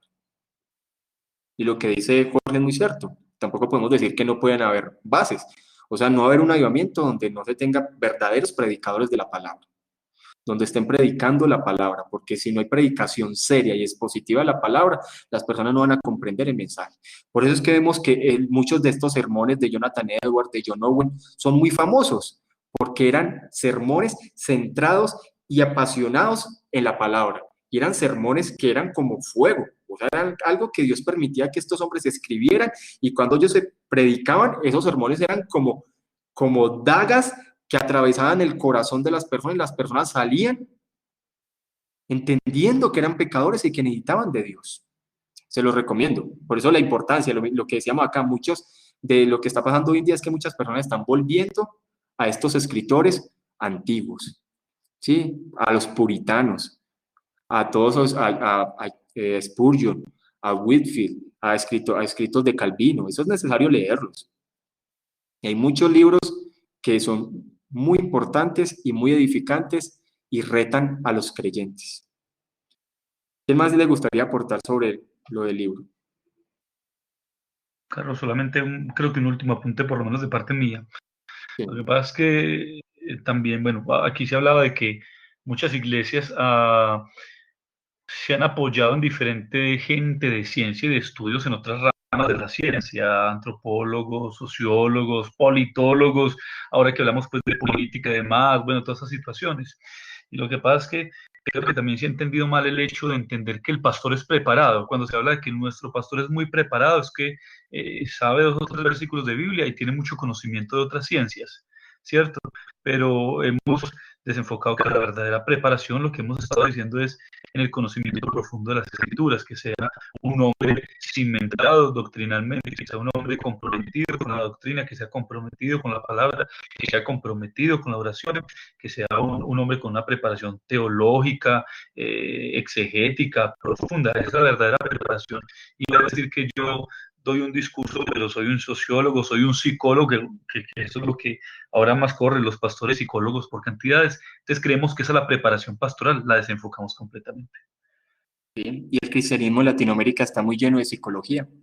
Yo hace tiempo hablaba con un hombre y me decía, Carlos, imagínate que yo estaba con un pastor y él me dijo, mire, usted cuando vaya a dar una consejería, mire cómo entra, mire cómo está mirando, mire cómo se sienta, mire cómo habla, o sea, puras estrategias psicológicas. Y de hecho hay pastores que reciben un certificado es que de psicología. O sea, nosotros estamos mezclando la Biblia con la psicología y eso es algo destructivo. Hay personas que me dicen, Carlos, yo ya ni para qué pido consejería si yo me siento en una terapia psicológica. El pastor me dice, bueno, lléveme a este pecado del pasado, le hacen regresiones y todo a los creyentes. Bueno, dígame qué pasó, coménteme detalladamente, ¿qué sentía usted? ¿Cuál de esta lista de pecados usted ha tenido psicología? Hacen hasta regresiones ahí a los creyentes profundizando por ahí en pecados pasados en lugar de hablar de lo que la palabra sana en el corazón de ahora. Y eso es lo que estamos viendo. Si yo conozco iglesias que llevan a las personas a estas terapias de sanidad interior y las personas tienen que escribir sus pecados en papelitos y quemarlos en fuego, explotar bombas, le vendan los ojos y tienen que seguir unos pasos, tienen una lista de pecados y de cuál de esa lista de pecados tiene, le hacen unas terapias psicológicas para sanar el corazón que nada que ver. Así no se sana el corazón de un creyente. Es a través de la predicación de la palabra y obedeciendo la escritura. Y eso es algo que las personas tienen que entender, pero la psicología está metida en Latinoamérica por todos lados. Eso de esos encuentros de sanidad interior, eso está por todos lados. Encuentros de sanidad interior, esos encuentros de liberación, eso es psicología pura en la iglesia. Y eso hacen de todo, es unas terapias raras, que eso hacen unos shows también muy, muy raros, que esas mismas terapias las hacen en las empresas. Entonces, mire lo que está pasando. Y lo que usted dice es muy cierto, Gustavo. O sea, es una mezcla, como le dice Paul Washer, una mezcla de un montón de cosas, que uno tiene que ser crítico, uno tiene que analizar. Uno no puede comer con la boca llena, no puede comer entero. En estos días con mi esposa estamos, digámosle así, discipulando unas niñas, conjuntamente con mi esposa, y ellas nos contaban de la ciudad donde estoy, de un montón de cosas muy raras. Ella me decía, nosotros estuvimos bajo un ministerio donde ese pastor era casi brujo. Le enseñaban a las personas cómo luchar con demonios, cómo atar huestes, cómo reprender a través de diferentes cosas. O sea, ya hay pastores que son casi brujería. Le enseñan a pelear con demonios, le enseñan a luchar con huestes, le enseñan a atar, le enseñan a hacer cartografías espirituales. Y las personas están heridas, salen heridas. Hasta ella me decía, yo ya había pasado por diferentes iglesias, una de estas, y una señora que hacía una terapia ahí deísta, y yo decía, pero yo le decía, eso es igual que el mundo, ¿yo por qué voy a seguir siguiendo las iglesias? Entonces, mire, todo esto lo que trae es que hace daño a las personas. ¿A alguien más le gustaría hacer un comentario ahí para que vamos cerrando de todo este tema? Y qué es lo que, de acuerdo con esto, ¿qué es lo que nos da a entender esto? Que de verdad no entendemos la suficiencia de la escritura, sino que es la escritura más la psicología, la escritura más la sociología, la escritura más estrategias de crecimiento. O sea, no es suficiencia de la escritura. Todo, debemos entender todo lo que sucede en la iglesia, el crecimiento de los líderes, el crecimiento de las personas, la salvación, el evangelismo, todo. La Biblia es suficiente. ¿Sí? ¿Alguien más quiere hacer un comentario final? Las niñas, Florencia, Ariana, Vivian, Ivonne, si quieren escribir también. Hola. Hola, Ariana. Sí, Yo opino con lo que la suficiencia de las escrituras, yo creo que todo el mundo estaría de acuerdo, porque si nos ponemos a pensar, todas las religiones y las denominaciones dicen que usan las escrituras, dicen que sus posturas y sus doctrinas lo son, pero lo que realmente es basarse en un verso y crear doctrinas nuevas basados en un verso sacado de contexto, y se creen bíblicos por eso, porque ya no hay una pasión por estudiar todo lo que dice la escritura con respecto a eso. Entonces es como que todo el mundo diría sí, estamos de acuerdo, pero en la práctica no se hace. Muy cierto, muy cierto. ¿Quién más le gustaría aportar? Yo ahí sí quiero hablar. Buenas noches, ¿me escuchan? Sí, bajito. Sí, ¿quién más le gustaría aportar? ¿Me escuchan? ¿Me escuchan? Sí. Ivonne. Sí. Sí, le escuchamos. Bueno, ese para mí es un tema, digamos, que es un tema que siempre me ha llamado mucho la atención y donde tengo muchísimas inquietudes por resolver. Y que, o sea, para mí sería importante resolver si tengo la intención de poder apoyar a otras personas, de poder orientar a otras personas y poder servir en la iglesia. Y en parte me genera un poquito de conflicto porque me voy a tratar de explicarme mejor. ¿Y bueno, de qué ciudad es? Barranquilla, ¿cierto? ¿O Cartagena? Cartagena. Espérentico. Entonces, Jorge, ¿usted es de Barranquilla o Cartagena? De Cartagena. Ah, ok, listo. También. Listo, Ivonne, sí. Ok. Entonces, digamos que yo soy médico y puedo ver en las iglesias personas que tienen algunas alteraciones, tanto desde el punto de vista psiquiátrico como psicológico, ¿ya? Entonces, estamos de acuerdo 100% en que la psicología no es quien va a tratar a esas personas, pero de pronto, o sea, yo he podido hacer diagnóstico de problemas que tienen los hermanos en la iglesia. Obviamente no se los voy a decir a ellos ni a otras personas porque no es prudente, pero... Te voy a recomendar un libro, Ivonne. Ajá. Uh-huh. Te voy a recomendar un libro sobre ese tema, del pastor Suje Michelén. Yo te voy a dar como una perspectiva sobre ese tema desde este momento, pero te lo voy a recomendar para que lo leas. Mira, nosotros hablamos de este tema. Yo sé que, por ejemplo, todo lo que tiene que ver con la parte del cuerpo, todo lo que tiene que ver con síntomas, eso es lo que hacen los médicos, ¿cierto? Pero todo lo que tiene que ver con la parte de la mente es también lo mismo que la Biblia trata, la conducta de las personas, el pensamiento de las personas. Y entonces hay veces pareciera que la psicología quiere tratar, es como si fuera otra religión.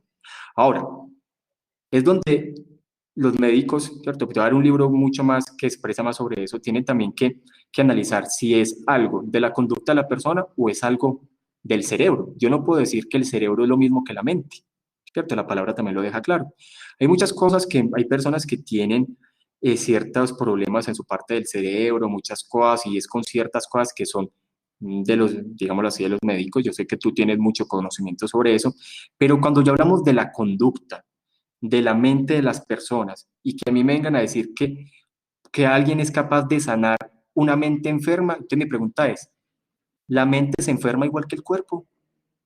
Yo puedo hablar que hay un cerebro que puede estar afectado por algo, pero la mente, estamos hablando de un ente espiritual.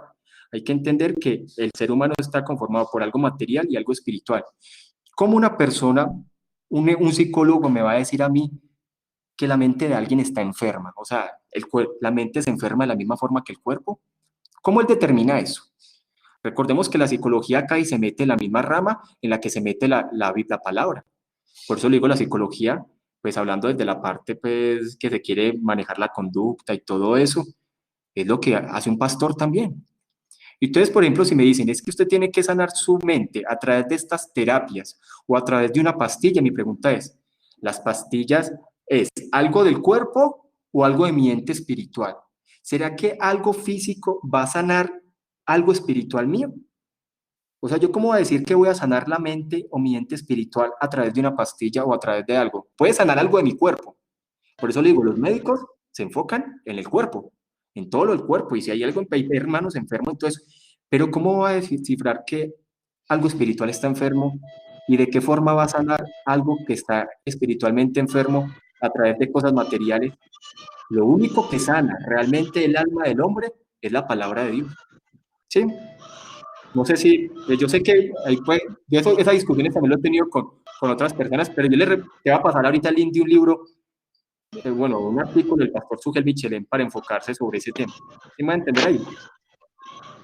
Sí, sí, sí. Lo que pasa es que los psicólogos hacen algo que se llama terapia cognitivo-conductual, Sí. que es, digamos que en cierto sentido, trata de parecerse a lo que hace la palabra. ¿En qué sentido? El psicólogo escucha a la persona, empieza a escuchar todas esas ideas erradas que tiene la persona, que ha adquirido durante su infancia, durante su vida, su crianza, entonces empieza a tratar de corregirlas, ¿ya? ¿Y cómo las corrige? O sea, las cambia por otras. Por ejemplo, ¿cómo le explico? Por un ejemplo, la persona dice, no, es que a mí todos me odian, ¿no? Entonces la persona, vamos a empezar vamos a poner los pies sobre la tierra, o sea, todas las personas del planeta no te odian. Ahora, estás teniendo problemas con las personas, ¿por qué tú dices que la persona te odia? Entonces empiezan como a redireccionar el pensamiento, como que hacerle caer en cuenta a la persona de sus errores y Es a como, cambiar su perspectiva de las cosas. pero mire que, ¿ya? como es decir, mire, todo lo que es Skinner, Freud, todos los escritores de la psicología moderna, utilizan terapias por estos hombres. Por eso es que los psicólogos han cambiado de parecer tanto a lo largo del tiempo. Por ejemplo, con el caso de los niños, que a los niños no hay que pegarles, después que sí hay que pegarles. Realmente la psicología es algo invariable y algo que no ha producido, no es eficaz. Por eso es importante entender que lo mismo que hace un psicólogo, lo mismo que hace un pastor, pero el pastor tiene que estar fundamentado en la palabra. Para mí la psicología es como si fuera otra religión. Tratar de cambiar la conducta de una persona a través de terapias. ¿Cómo un psicólogo va a sanar el alma de una persona? ¿De qué forma? Lo único que puede sanar el alma de una persona es la palabra. Por eso es que hay personas que pueden pasarse toda su vida en psicólogos y toda su vida medicados. Eso sí, si hay problemas de pronto que ahí donde tiene que analizar. Hay muchas personas que su conducta es afectada por temas de tiroides, por muchas cosas, y ahí es donde un médico también tiene que mirar si hay ciertas disfunciones en el cuerpo del hombre, ahí sí está el médico. Pero si son cosas de la mente y la conducta de la persona, ¿qué va a hacer un psicólogo? ¿Con qué? ¿Con lo que Freud habló? ¿Con lo que Skinner habló? Todos estos hombres iban en contra de la palabra. Entonces yo mezclar personas que iban en contra de la palabra con la Biblia, eso es una bebida ineficaz. ¿Cierto? Igual son temas que lo podemos hablar y charlar y yo te voy a mandar unos links, ¿cierto? Pero yo te entiendo porque yo sé que hay muchas personas y más psicólogos que se hacen llamar psicólogos cristianos y pues también hay que mirar de qué forma también pueden aportar, también entendiendo desde una perspectiva bíblica, pero sí lo que hay que entender es que la psicología mezclada con la Biblia también ha hecho mucho daño. O sea, por ejemplo, yo creer que una persona que viene herida por muchas cosas que vengan, porque realmente todos llegamos heridos al evangelio de alguna forma. Y entonces yo los llevo a través de terapias psicológicas, y yo le voy a hacer una terapia, pero yo no le llamo terapia psicológica, sino que le llamo terapia deísta. Y entonces yo los llevo a decir, bueno, en estos papelitos copie sus pecados. Ahora vamos a quemarlos a fuego. Ahora usted tiene que ser consciente que tiene que cambiar eso. Usted va a creer que eso va a cambiar a la persona. Realmente yo voy a entender que lo que cambia a las personas, la conducta y muchas cosas, es la palabra de Dios. Que muchas personas pueden cambiar por su moralidad, claro. Es que hay personas que entran a las iglesias y pueden cambiar a través de su fuerza moral, pero como la moralidad no es una regeneración, tarde o temprano muchas de esas personas van a caducar.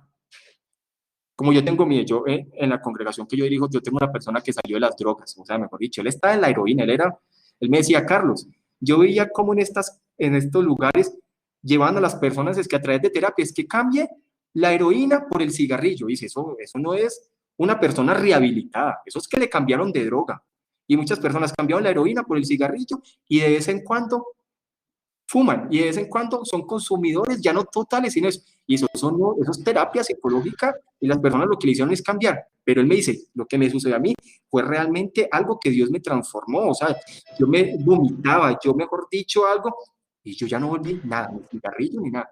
Entonces hay que entender qué es lo que cambia. La psicología puede realmente realizar un cambio veraz en una persona. Lo único que regenera es el Espíritu Santo y la predicación de la palabra. Sí, igual ese tema lo podemos ir hablando, ¿le parece, Ivonne? Sí, es un tema complejo. Otro tema que yo siempre, que me genera un poco de curiosidad y que yo me pregunto, con el respeto de los participantes, y sobre el tema del homosexualismo. A mí se me hace un tema complejo. Sí. No le escucho, quedó ahí como medio. Ivonne.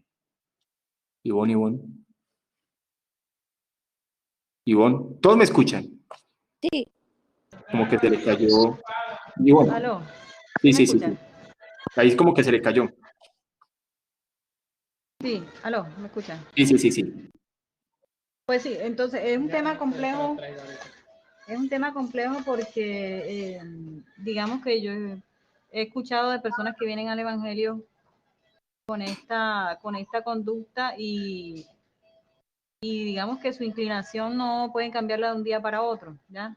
Creo que es muy cierto. Y he escuchado decir que es un proceso difícil, que es un proceso largo, para algunas personas, no sé, para otras, pero entonces yo me pregunto si es un problema meramente espiritual, si es un tema de la carne, o sea, ¿cuál es la solución? ¿Sí me hago entender?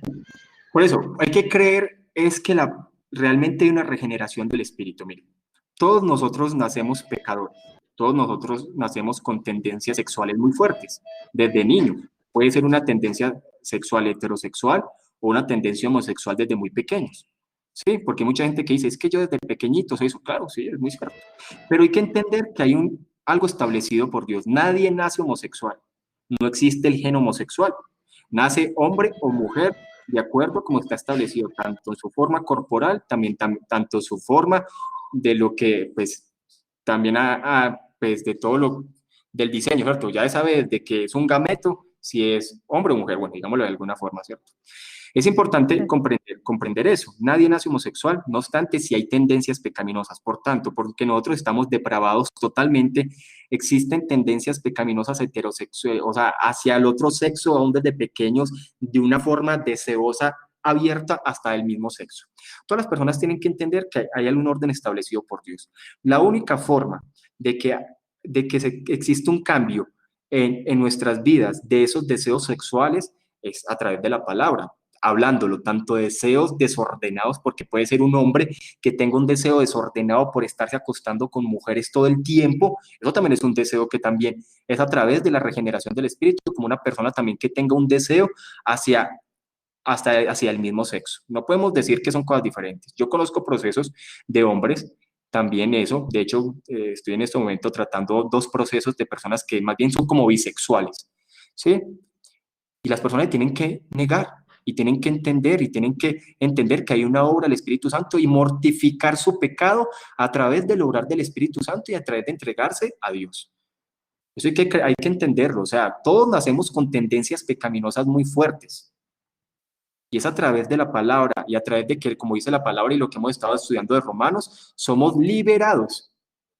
Somos liberados por medio de la palabra, somos liberados por medio de Cristo. La Biblia es muy clara: si el Hijo os libertare, seréis verdaderamente libres. Sí hay verdaderas obras de regeneración en personas homosexuales, porque nosotros venimos tratando varios casos. Eso sí cuesta. O sea, es algo que les cuesta. Y así como a las personas también les cuesta muchos deseos, es lo mismo. Y todos llegamos con deseos y pasiones desordenadas y pecaminosas. Y es Jesucristo quien nos libera. ¿Sí? Igual es interesante el tema sobre eso. Una vez asistí a una conferencia, yo me acuerdo hace como unos 7 años, y veces me invitan a conferencias, últimamente ya no me invitan. Y se llamaba Sexo con Café. Me invitó un abogado de una universidad aquí en la ciudad donde yo estoy, y era un evento completamente de homosexuales. Los panelistas que invitaron realmente no eran muy capacitados. Y realmente pues yo di mis argumentos, y en ningún momento me cuestionaron nada.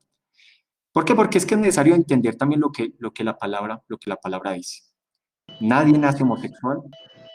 ¿Sí? Lo que sí todos nacemos es con tendencias pecaminosas muy fuertes. Nosotros nacemos pecadores. Y todos nosotros cuando llegamos al Evangelio hay que ver que somos librados del pecado, pero tenemos un camino de mortificación de nuestro pecado, sea las tendencias que sean. ¿Sí me va a entender ahí, bueno? Sí, sí, claro, sí. ¿Sí? Igual De como... hecho, sí, sí me escucha. Sí, sí, sí.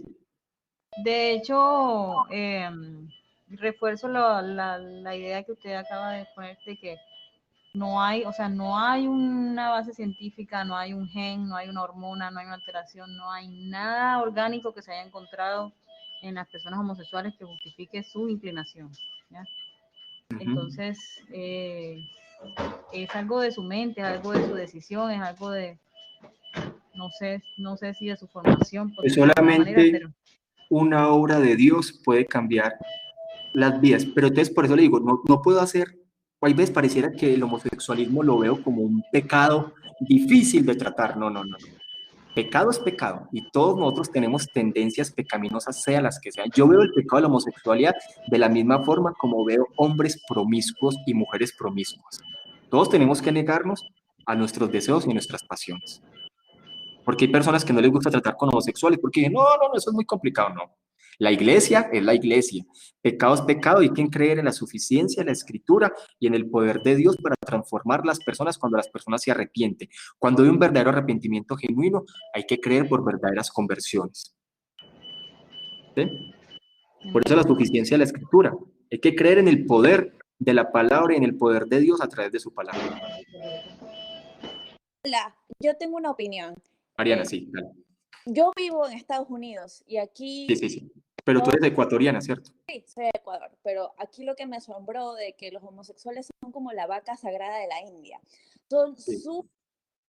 Y yo entiendo que la dificultad para hablar con ellos es porque yo sé que todos los pecados son iguales, pero como que se da una mayor importancia al ser homosexual, y no solo al ser homosexual, sino ser pansexual, género fluido. Un día te puedes sentir mujer, otro día te puedes sentir hombre, otro día te puedes sentir no sé qué.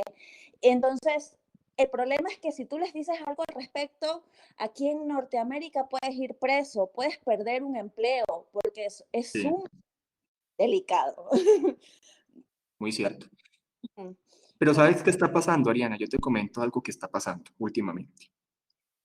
Yo estoy en una ciudad, y Gustavo, que vive cerca donde yo vivo, él mismo puede dar fe de esto. En esta ciudad hay demasiado homosexualismo, pero una cosa impresionante.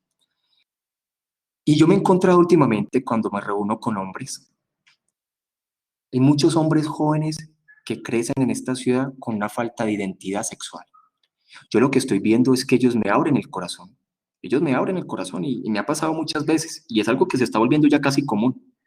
Ellos me dicen, Carlos, yo tuve una juventud donde yo no sabía si me gustaban los hombres o las mujeres.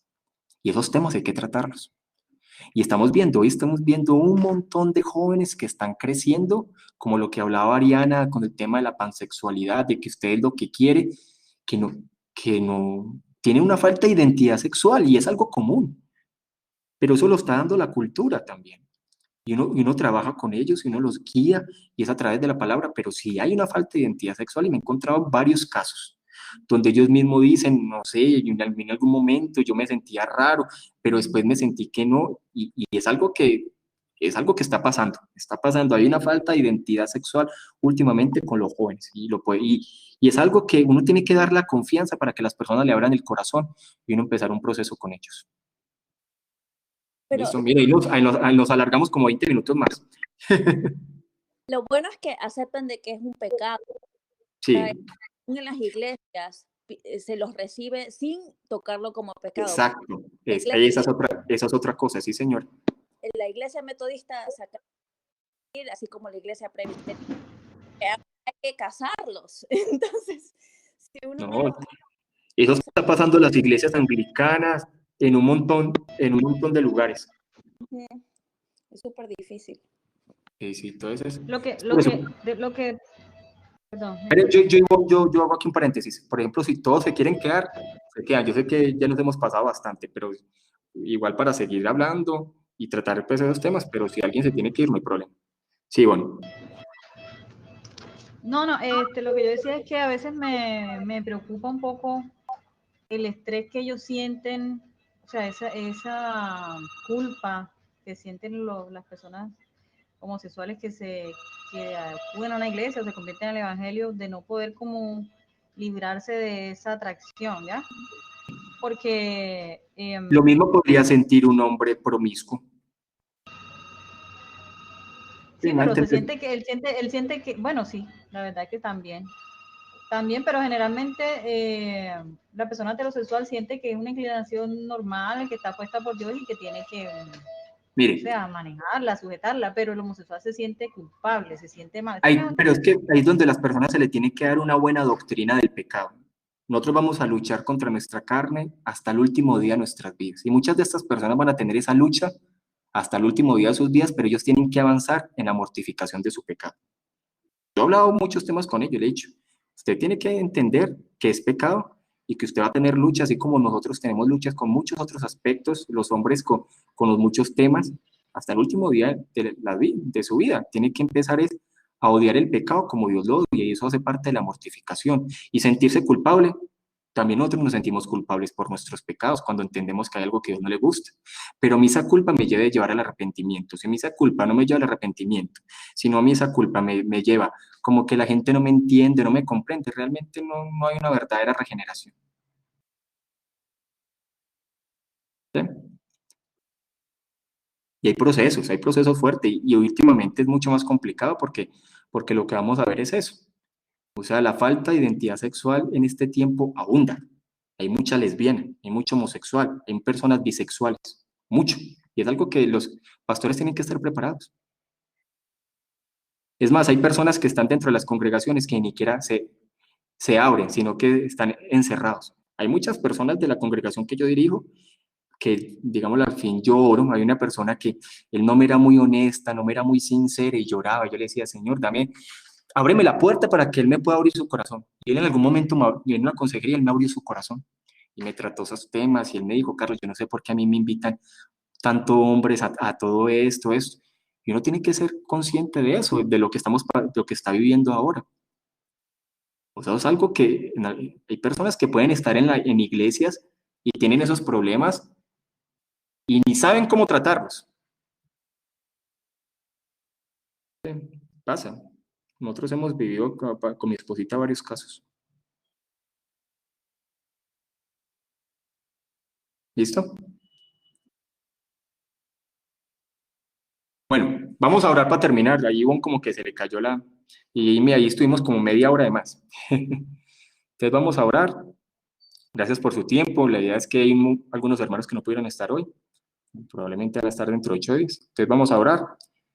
No sé si tienen alguna pregunta adicional. Pues está bien así.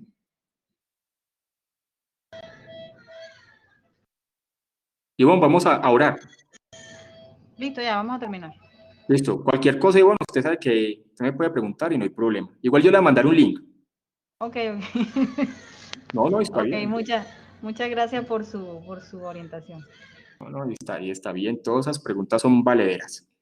Entonces vamos a orar y que Dios sea guiándonos. Listo. Padre, gracias por este tiempo que nos permitiste pasar, por este estudio Romanos 5, el versículo 1 al 5.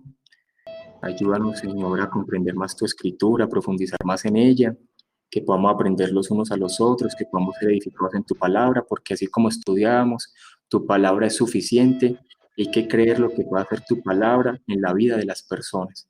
Porque sabemos, Señor, que tú transformas y tú eres el único que puede transformar y cambiar las vidas, porque solamente a través del plan de salvación de Cristo Jesús es que nosotros somos librados del pecado. Ayúdanos, Señor, a poder mortificar nuestros pecados y a vivir para agradarte y a poder servirte y glorificarte con una conciencia limpia ante ti. En nombre de Jesús, amén, amén. ¿Listo, hermanos? Entonces, cualquier cosa estamos ahí pendientes. Dios los bendiga. Amén, bendiciones. Chao. Amén.